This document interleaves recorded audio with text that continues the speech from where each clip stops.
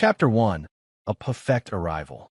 Awareness returned not with a jolt, but with a slow, luxurious stretch.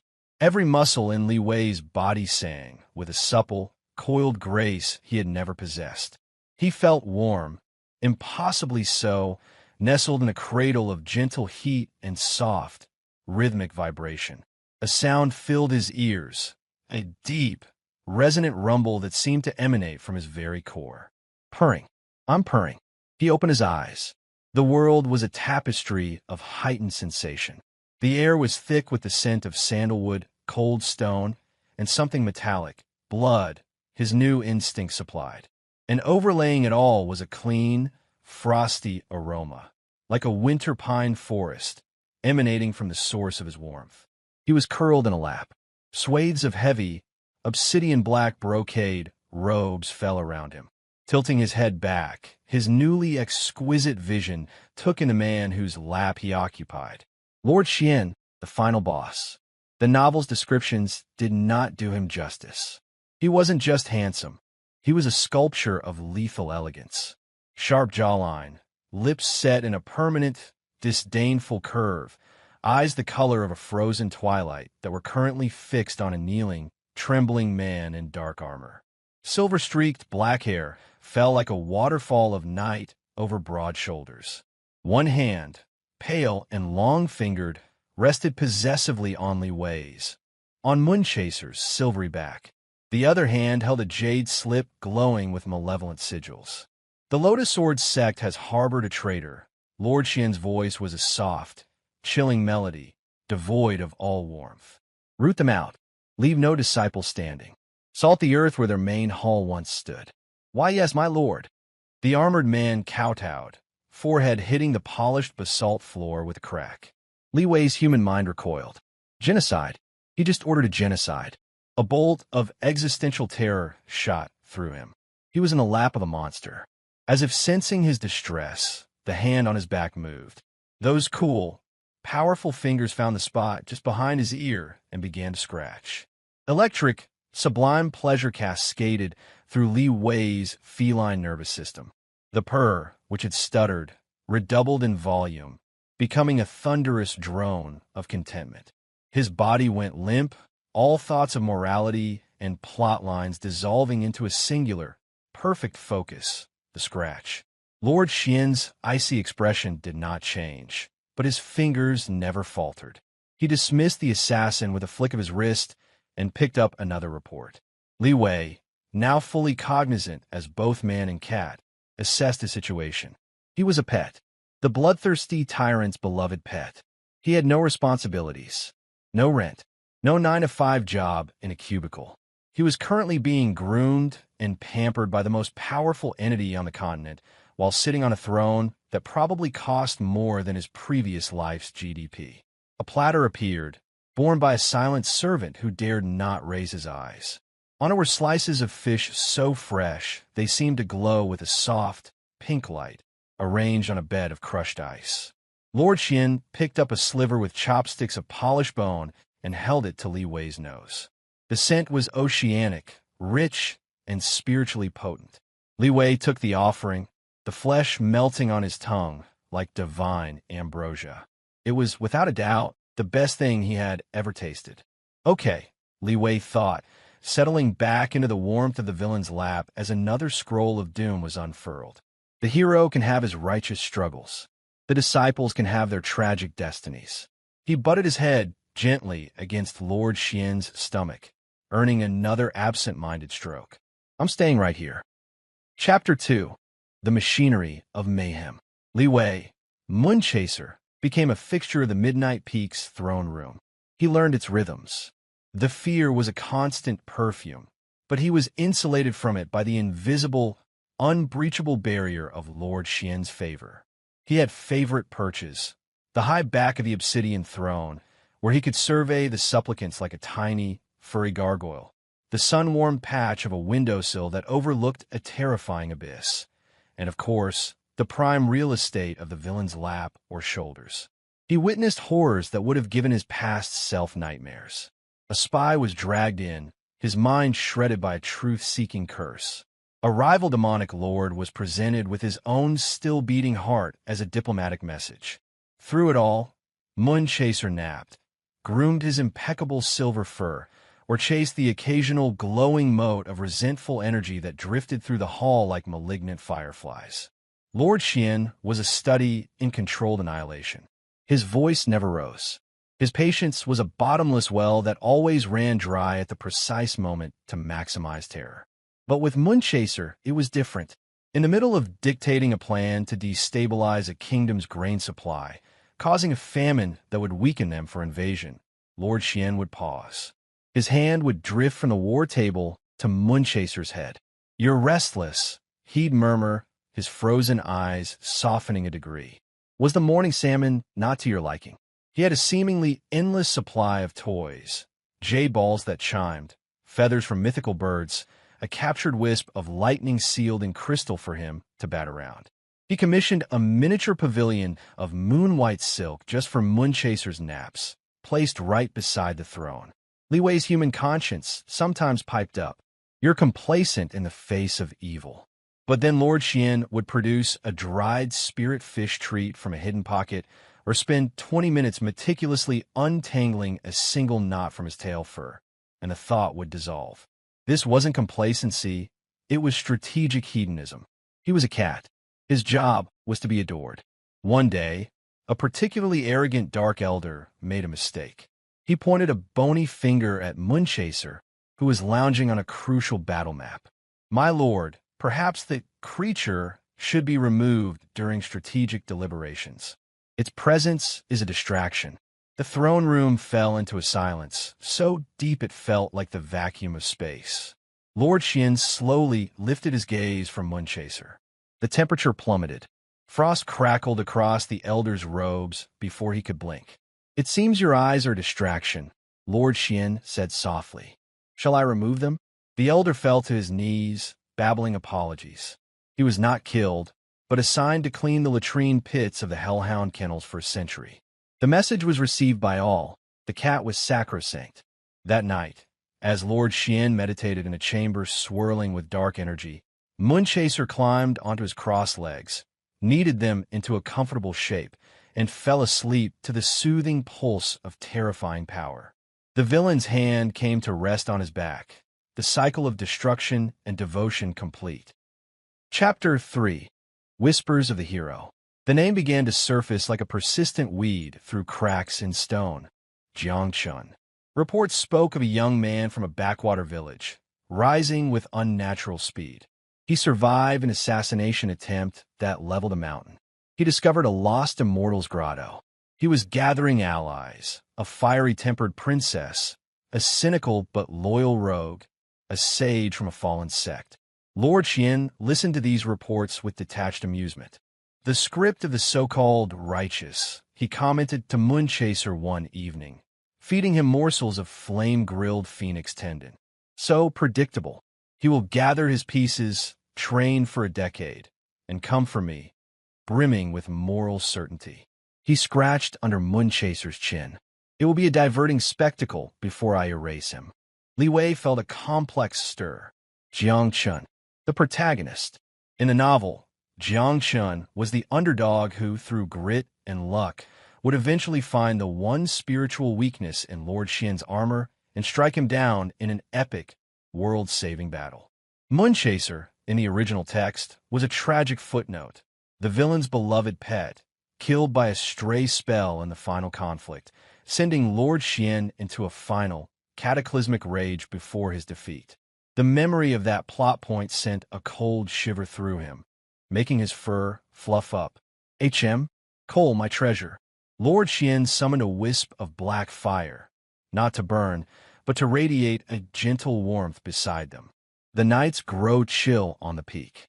The juxtaposition was staggering. This man, who could genocide a sect without blinking, was worried his cat might have a draft. Li Wei pushed the plot from his mind. That was a future problem. Right now, the salmon was perfect, the lap was warm, and the ear scratches were legendary. Jiangchen's journey was an epic. His was a slice of life, and he chose slice of life. He decided to test his influence.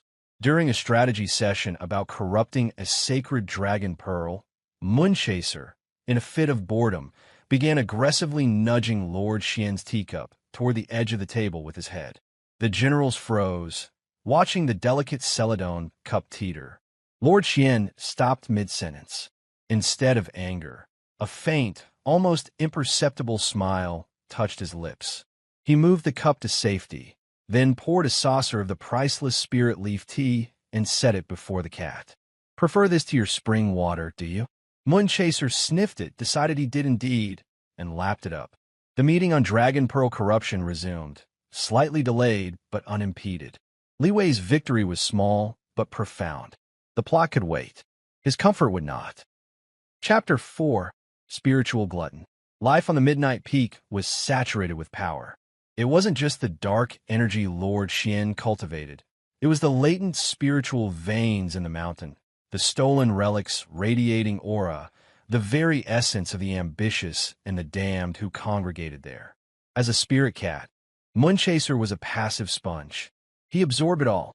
His silver fur developed a mother-of-pearl sheen, shimmering with captive light even in the dark throne room. His eyes, once simple amber, now swirled with galaxies of silver and void. He grew no larger, but he felt denser, more real.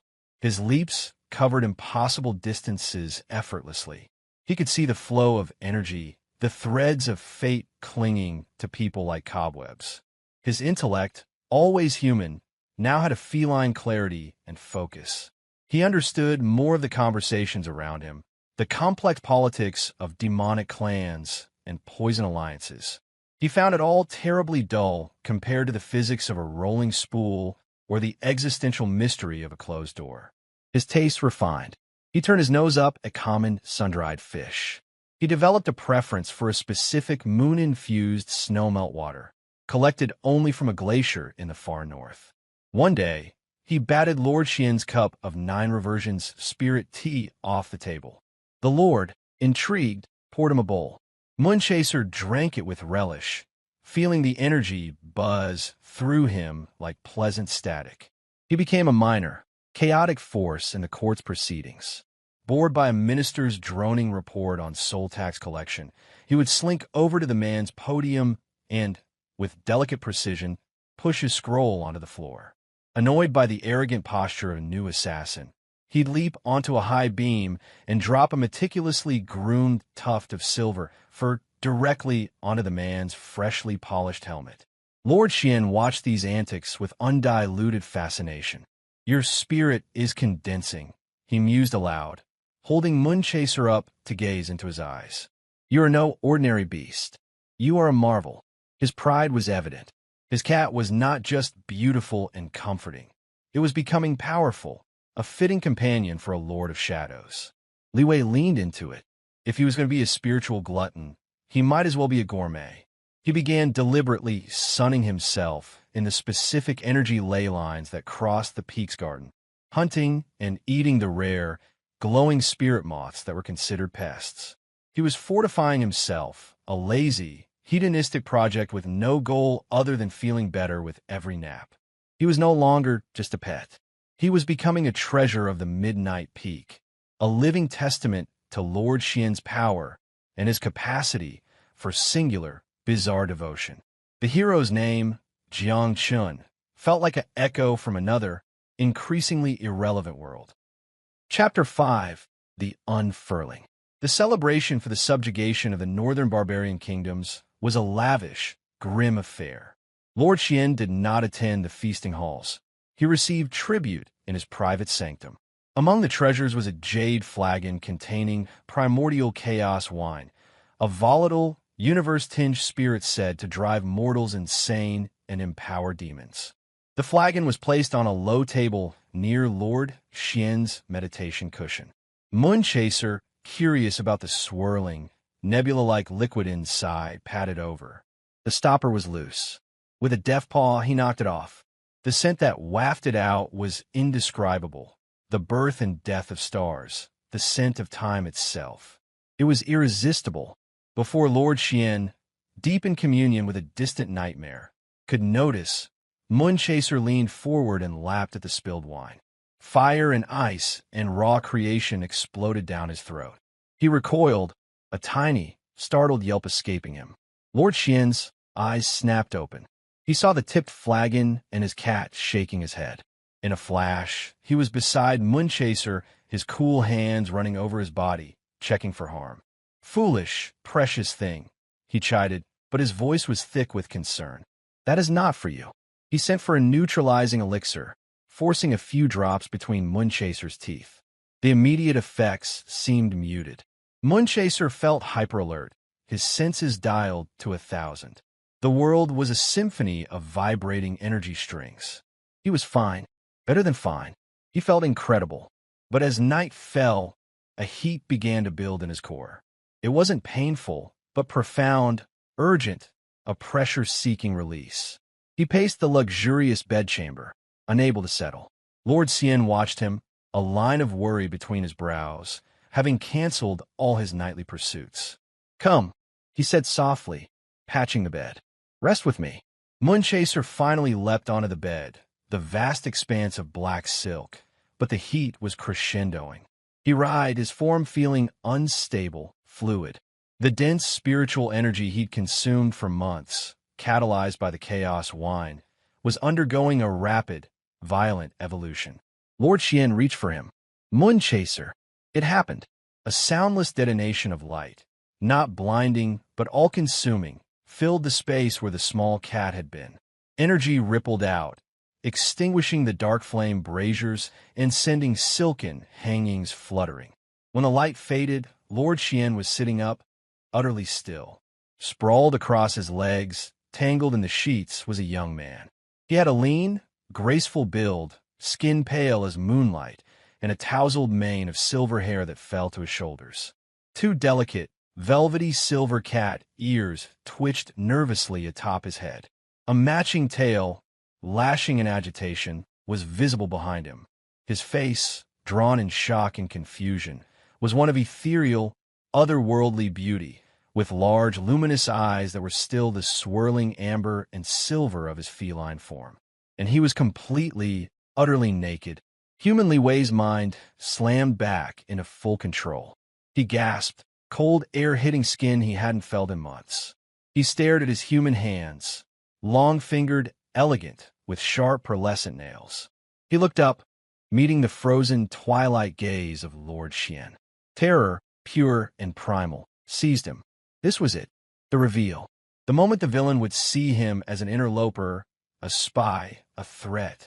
He would be tortured, killed, his soul shredded. He opened his mouth to stammer an explanation that didn't exist, his body trembling. Chapter 6. Stay Still. The silence stretched, thin and razor-sharp. Li Wei braced for the blow, the curse, the scream of betrayal. Lord Xian's eyes did not widen in shock. They did not narrow in fury. They simply traveled. They took in the silver hair, the twitching ears, the terrified, familiar eyes, the human form trembling on his bed. His expression was one of profound, unshakable contemplation. Then he moved. He did not reach for a weapon.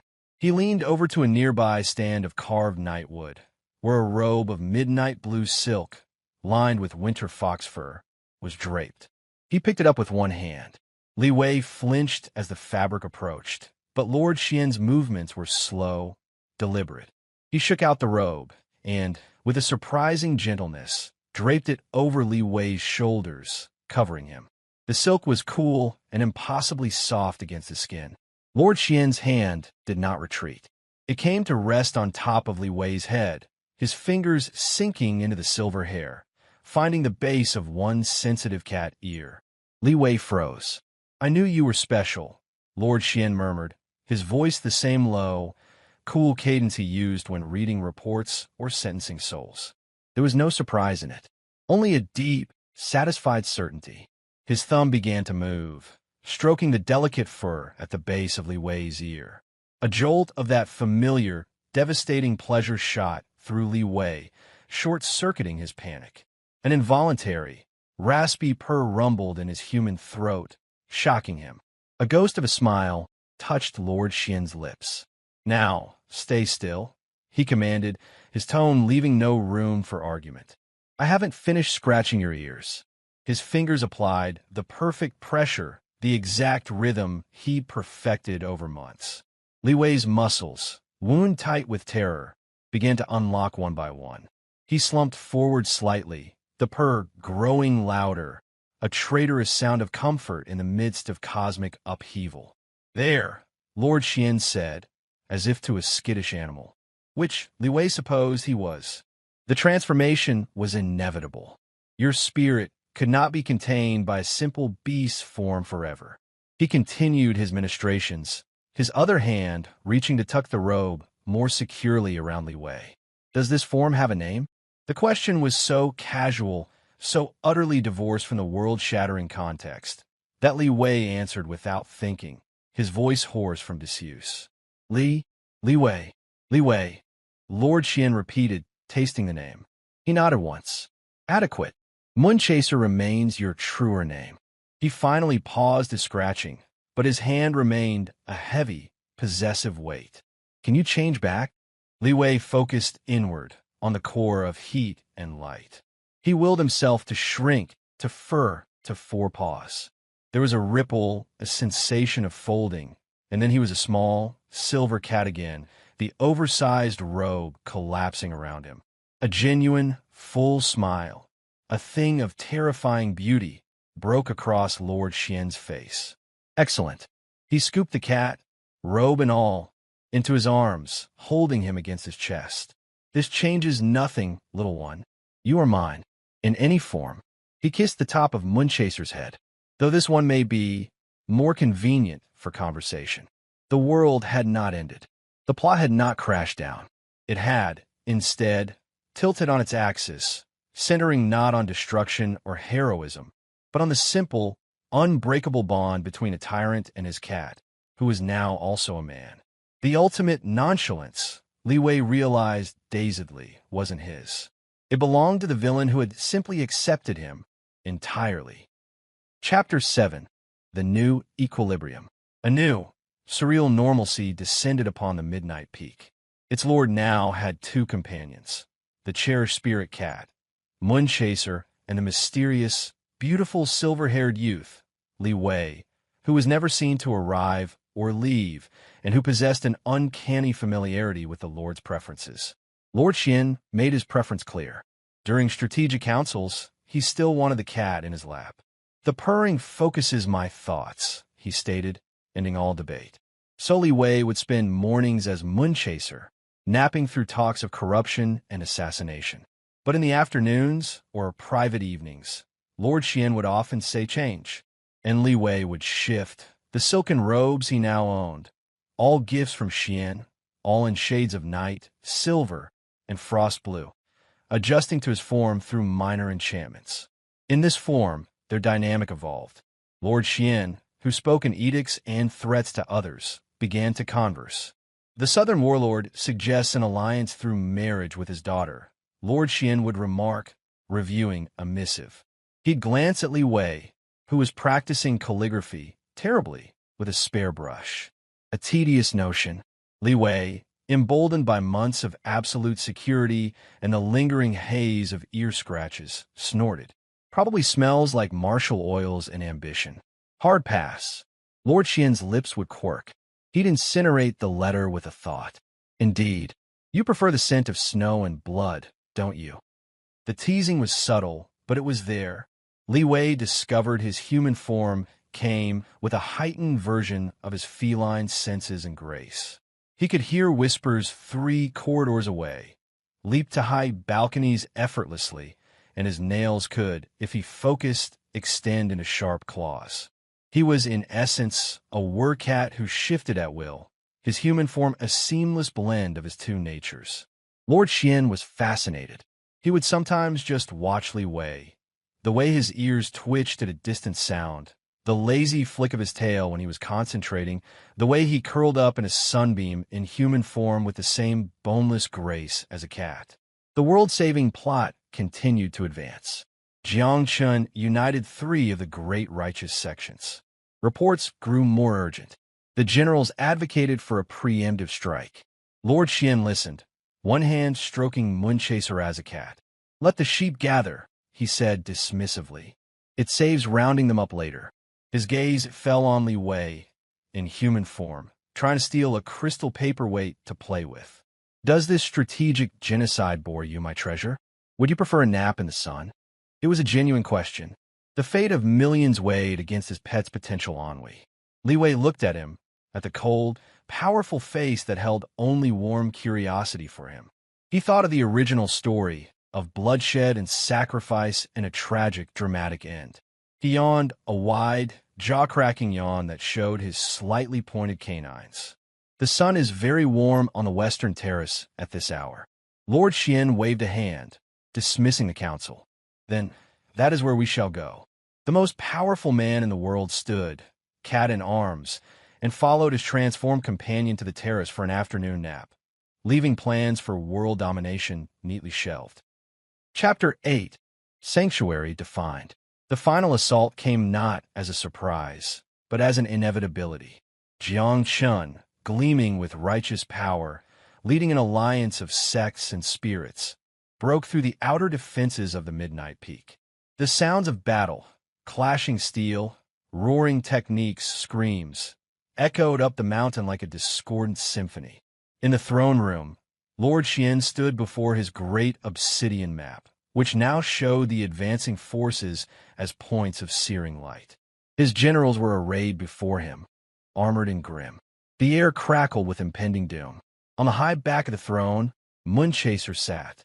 He was in cat form, a small, silvery statue. His galaxy-swirled eyes watched the lights on the map, then the tense line of Lord Xian's back. "My lord," rasped his head general, "they have breached the gate of size. Your presence on the battlefield would shatter their morale. We can still crush them, turn the abyss red with their blood." Lord Xian did not respond immediately. His gaze was distant. He was calculating not just victory but cost. The spectacle, the mess, the time it would take away from quieter pursuits. Li Wei, from his perch, felt the weight of the moment. This was the climax. The hero versus the villain. The battle that would decide the world's fate. In the novel, this was where he, as Moonchaser, would die. His heart hammered against his tiny ribs. He looked at Lord Xian, this man who covered him with robes and traded empires for naps. He couldn't let it happen. Not the battle, not his death, not the rage and the tragic end. The nonchalance he'd cultivated melted away, replaced by a fierce, protective certainty. This was his villain, his sanctuary. With a soft thump, he leapt down from the throne. He padded across the cold floor, past the startled generals, until he stood at Lord Xian's booted feet. He looked up and let out a soft, insistent merow. Lord Xian's frozen gaze thawed, dropping to him. The sounds of war faded into the background. Moonchaser butted his head against the villain's ankle, then turned and took a few steps toward the rear entrance of the throne room, the one that led to the private gardens, the sun-drenched terrace, their inner sanctum. He looked back over his shoulder, his eyes holding an uncat-like question. "Come with me." The head general spluttered. "My lord, the enemy." Lord Xian looked from the map, swirling with conflict, to the small cat offering an escape. He saw not cowardice, but choice. He saw the sanctuary he had built for one being offered back to him. A profound, unsettling peace settled over his features. The hunger for conquest, the irritation at the righteous ants, the entire tedious script of the world, it all seemed to drain away. "The world is tedious," Lord Xian said, his voice carrying through the hall, silencing the general. He wasn't speaking to his men, he was answering the cat. He turned his back on the map of war. He walked away from the throne. He didn't stride with purpose, but with a casual, almost leisurely grace. He stopped beside Moonchaser and bent down, not to pick him up, but to extend a hand. Moonchaser nudged his head into the palm. A final, thunderous purr erupted. Straightening, Lord Xian addressed the stunned room, his tone one of utter, final dismissal. "You may have it." He did not look back. He and the silver cat walked side by side out of the throne room, through the gardens, and toward the path that led down the silent, hidden side of the midnight peak. The ultimate villainy was not in destruction, but in walking away, in choosing a quiet life with his cat over the deafening roar of an entire world's destiny. On the battlefield, Jiang Chun fought his way to the now-abandoned throne room, finding only confused generals and a fading map. The victory was his, but it tasted like ash and unanswered questions. The great villain was simply gone, and somewhere, by a misty mountain lake far from any road, a simple cottage stood. A beautiful young man with silver ears and tail napped in a patch of sun on the porch, a bowl of perfect salmon nearby. Inside, a man with twilight eyes patiently tended a small garden, having discovered that growing prize-winning moon melons was a far more engaging puzzle than orchestrating apocalypses. The world spun on. Heroes ruled, factions squabbled, and legends were written. But in a quiet corner of the map, there was only the sound of purring, the scratch of a pen on a gardening ledger, and the profound, world-shaking peace of a sanctuary, freely chosen and finally shared. Epilogue: The Salmon. The world did not descend into chaos. In the immediate wake of Lord Xian's abdication, there was, of course, a profound power vacuum. Jiang Chun and his alliance, standing bloodied and victorious in an empty throne room, were hailed as saviors. They established a new, just council to govern the cultivation world from the neutral Cloudspire Pagoda. The midnight peak was sealed, its dark energies slowly dispersing like ink in a vast, clear lake. For a year, there were whispers. Surely, the Tyrant of Midnight was planning something. A grander, more subtle revenge. He was in hiding, gathering strength. Cultivation's sex slept with one eye open, waiting for the shadow to return. It never did. Instead, a different kind of story began to trickle out from the remote, mist-shrouded valleys of the Jade Leaf Mountains. Travelers, lost herbalists, wounded rogue cultivators seeking solitude, spoke of a tranquil lake so clear it reflected not the sky, but the very stars in daylight. They spoke of a cottage with a garden of impossible vibrancy, where moon melons glowed with soft light and frost peppers hummed with elemental energy. And they spoke of the two who lived there. One was a young man of unearthly beauty, often seen napping on the jetty in the sun, his silver hair fanned out around him, a fluffy tail twitching contentedly. Sometimes he was a small, exquisite cat, chasing butterflies or batting at the water surface. He was quiet, watchful, his strange eyes holding galaxies of benign indifference. The other was a man of striking, austere handsomeness, whose gaze could still make a person's soul feel frostbitten if he chose. But he never chose to.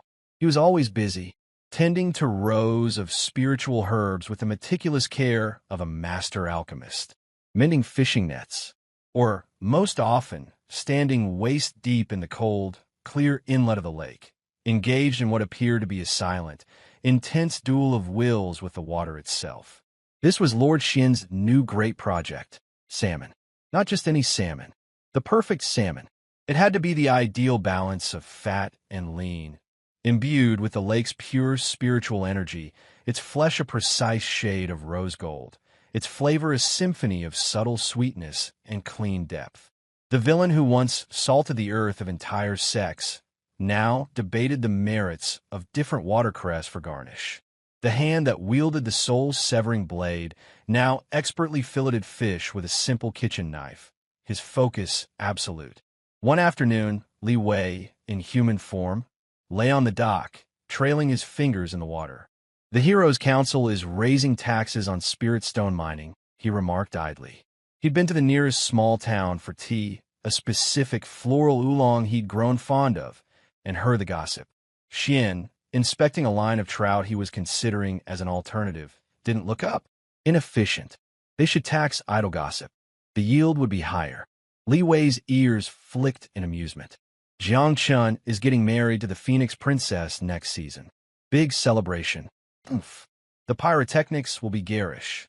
Xian selected a plump trout, judged it, and respectfully released it back into the water. Not worthy. True spectacle is in the slow, perfect smoke over alder wood. This was their life. The epic narrative of the world had become a series of petty, distant rumors, background noise to the real work, the pursuit of perfect naps, perfect sunbeams, and perfect seafood. Yet, the past was not entirely gone. One autumn evening, as a cold wind skimmed the lake, Li Wei felt a familiar, dense energy approaching. Not hostile, but powerful and intent. He shifted to cat form and melted into the shadows of the porch. A figure in travel-stained robes appeared at the edge of the garden. It was the head general, the one who had pleaded in the throne room. He looked older, wearier, his once impeccable armor replaced by simple leather. He stood at the invisible boundary of the tended herbs, making no move to cross. Lord Xian emerged from the cottage, wiping his hands on a linen cloth. He showed no surprise. "You found us." The general knelt, not in the formal kowtow of the midnight peak, but in the deep, sincere bow of one warrior to another. "My lord, the world stumbles without your shadow. The new council is riddled with infighting. Jiang Chun is a good man, but a poor administrator. There are whispers of a new darkness rising in the west." Xian listened, his face impassive. He glanced at the silver cat hiding in the shadows, then back at the general. "And I could use your guidance, not as a lord, but as a strategist. A single thought, a direction." The plea was raw, honest. Xian was silent for a long moment. The wind rustled the leaves of his prize-winning melon vine. He walked to the edge of his garden and picked up a wicker basket. He handed it to the general. Inside were 6 perfect, rose-gold salmon fillets, glistening with a faint sheen of ice and herbs. "My guidance," Lord Xian said, his voice quiet but final, "is this. Take these. Grill them over charcoal of peach wood. Do not overcook. The center should be just opaque. Serve with a drizzle of lemon verbena infusion and the crushed nuts from the southern sun slopes." He met the general's stunned eyes. "Feed your men. Strengthen them. Then face your new darkness. That is the only strategy you require from me." The general stared at the basket, then at his former master's serene, uncompromising face. He saw the truth there. The tyrant of midnight was gone. In his place was a man who had found his peace, and it was built not on skulls, but on salmon and serenity. He bowed again, deeper, a weight lifting from him even as a different kind of awe settled in. "Yes, yes, Master Xian." He left, carrying the basket like a sacred relic. Li Wei padded out of the shadows and shifted, leaning against Xian's side. Xian's arm came around him automatically, his hand finding the base of a silky ear. "You gave him cooking advice," Li Wei said, his voice muffled against Xian's shoulder. "I gave him victory," Xian corrected softly, his gaze on the mist rising over their lake. "A sustainable one. One that doesn't require my constant intervention. A well-fed fighter is a loyal fighter. A content people have less interest in dark cults. It is a foundational principle." He said it with the same gravity he once used to discuss soul-rending arrays. Li Wei's purr rumbled through them both. He understood. This wasn't retirement. It was a different, more profound kind of domination. Lord Xian had not been defeated. He had simply changed the game board entirely. His influence now would not be through fear, but through myth, through mystery, and through the undeniable, unsettling perfection of his moon melons and his salmon. The world would never stop wondering about him, searching for his secret, and in doing so, they would forever be looking here at this piece as the ultimate unattainable prize. As dusk painted the lake in violet and gold, they sat on the dock, feet in the water. Li Wei was in his preferred in-between state, mostly human, with ears and tail free. Xian had one hand in the water, feeling for the vibrations of the evening hatch, the other gently stroking Li Wei's silver hair. "You never asked," Li Wei said quietly, the question that had hung between them for years finally surfacing in the twilight. "About where I came from. Before." Xian didn't stop his stroking. "Did you belong to another?" The question held the faintest, coldest edge of a threat to a ghost. "No, it was a different world. Very loud, very complicated. No salmon. A worthless world, then," Xian concluded, the edge vanishing. "You are here now, You're mine. The before is irrelevant noise. He tilted Li Wei's chin up, his twilight eyes holding a warmth reserved for this dock, this lake, this creature. You chose this. You led me here. That is the only origin story that matters. And it was the truth. In the grand, convoluted tapestry of transmigration and cultivation plots, the final, simple stitch was this. A cat had chosen a villain, and the villain had chosen the cat back. Together, they had chosen a quiet lake, a good garden, and each other. They had not just found a sanctuary. They had built one.